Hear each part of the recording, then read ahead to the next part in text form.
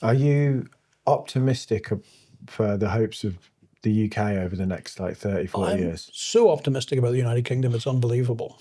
It surprises me considering the tone of the conversation. I know, right? Well, I mean, think of all the things that we've got going forward. So we'll leave Brexit out of it, and we'll just leave that. You list them, please. But so there's a couple of things we forget about the UK. We are the most devolved in government that we've ever been. So when you're inside the European Union, obviously a certain amount of power goes to EU. But while we were doing that, we were moving power to Scotland, Wales, and Northern Ireland, and mayors of regional cities, all of whom get some power.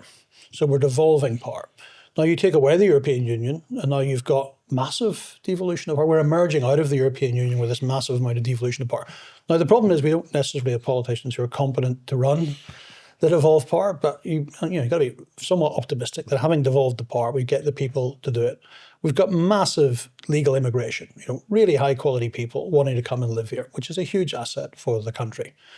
We've got a current account deficit, which is relatively small by our own standards. We've got a lot of new visitors coming from America. They're called Democrats, who are desperate to come and live here. I think we've got quite a few people from France who'll be desperate to come and live here as well. The untold story of the United Kingdom and why it's been so bad for so long is we've been de-gearing. At 2007, we're highly geared. If you look at the private sector, particularly the household sector and the corporate sector, we've massively reduced the levels of debt. And when you do that, that's a period of slow growth. If you're using all your cash flow to repay debt or reduce your debt balances, you get it. You're not investing, you're not growing. Yeah, you're not investing, you're not growing. So some of these things are lifting. Now, we live in a very dangerous world, so I'm not going to tell you that it's not going to be a dangerous world.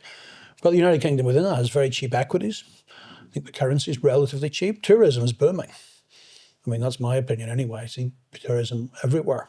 Because we're a cheap place to come. Well, and we got a lot of history. We seem to be cheap for Americans. Yeah. I'm not sure we're cheap for Europeans. But I've just been to Rome last week. It just seemed to be no more expensive than here, maybe a wee bit cheaper. But I think for Americans, we're probably very cheap. We seem to be cheap for Chinese as well. Yeah, there's plenty of them around. Chinese. So when you start adding all those things together and the equity market's so cheap, and we're talking about a world here, is it going to be a good place to live? That's not really about the stock market. That's about, are people employed? Are they getting decent wage growth?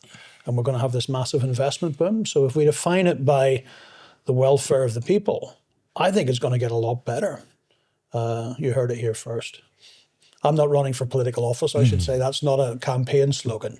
But I think it's going to be better than we can all imagine. I think the United Kingdom is going to shine out as a place where we will stick with the rule of law. We will stick with property rights. And on a relative basis, will be seen as a good place to invest. That was a clip from our full-length conversation with Russell Napier, who's a financial history expert. If you want to watch the full interview, you can check it out right here.